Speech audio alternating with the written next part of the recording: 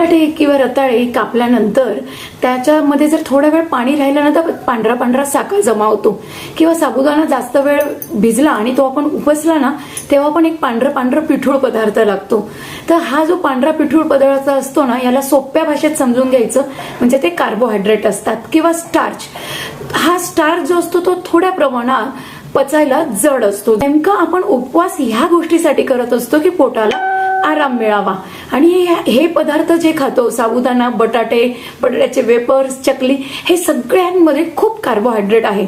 मग उपवासाचा एक असा पदार्थ जो ग्लुटेन फ्री आहे, म्हणजे याच्यामध्ये फक्त नाममात्र कार्बोहायड्रेट आहे, पण प्रोटीन, लोह, फॉस्फरस, मॅग्नेशियम याने अक्षरशः संपृक्त आहे.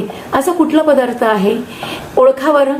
तर आपण खात असणाऱ्या आपल्या महाराष्ट्रात ज्याचे लाडू मिळतात सहज, तो म्हणजे राजगिरा. आपल्याला जे लाडू मिळतात ना ते राजगिऱ्याच्या याचं पॉपकॉर्न सारखं फुललेला असतो, भाजलेला असतो. आयुर्वेद काय काय सांगतो या राजगिऱ्याबद्दल? तर हा राजगिरा हा गोड असतो, चवीला पचायला पण गोड असतो, पण गुणांनी वृक्ष असतो. वृक्ष म्हणजे आता बघा, वातावरणात जसा ओलावा, स्निग्धता आहे, पण शरीरामध्ये हा एका पद्धतीचा थोडा कोरडेपणा निर्माण करतो. याशिवाय तो सगळ्यात महत्वाचा म्हणजे शरीरातली उष्णता, रक्तातली उष्णता कमी करतो. आयुर्वेदामध्ये राजगिऱ्याचे फायदे पण सांगितलेले आहेत. आता राजगिऱ्याच्या भाजीचे, पाल्याचे, मुळांचे खूप वेगळे फायदे आहे. आज आपण फक्त जे इझिली अवेलेबल राजगिऱ्याचं पीठ असतं त्याबद्दल मी सांगते. सगळ्यात म्हणजे तर्पण, म्हणजे राजगिऱ्याची खीर बनवा, राजगिऱ्याचा शिरा बनवा किंवा दूध लाडू खा, अशक्तपणा कमी व्हायला मदत होते, त्याला म्हणतात तर्पण. दुसरा अगदी महत्वाचा फायदा तो म्हणजे जास्तीची चरबी नियंत्रणात आणण्यासाठी राजगिऱ्यामध्ये खूप महत्वाचा घटक असतो ज्याला म्हणतात स्क्वॅलिन.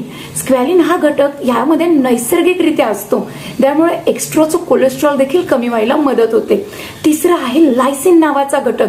जेव्हा आपले स्नायू दुखावले जातात, खूप काम करून थकतात, हा नैसर्गिकरित्या या स्नायूंना बरं करत असतो.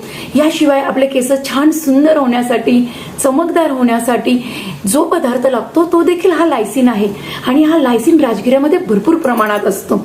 राजगिऱ्यामध्ये असणारं लोह हे रक्तवाढीचं काम करण्यासाठी मदत करतं. राजगिऱ्यामध्ये असणारं कॅल्शियम हाडांच्या ठिसूळतेसाठी खूप छान वापरता येतं. तर फक्त उपवासापुरतं न ठेवता तुम्ही राजगिरा रोज वापरू शकतात. राजगिऱ्याच्या लाडूंमधली गुळ आणि साखर टाळायची असेल तर त्याचं धिरडं बनवून घेऊन किंवा घरच्या घरी खारीक टाकून त्याचं साध्या प्रमाणात खीर बनवून घेऊन पण तुम्ही घेऊ शकता.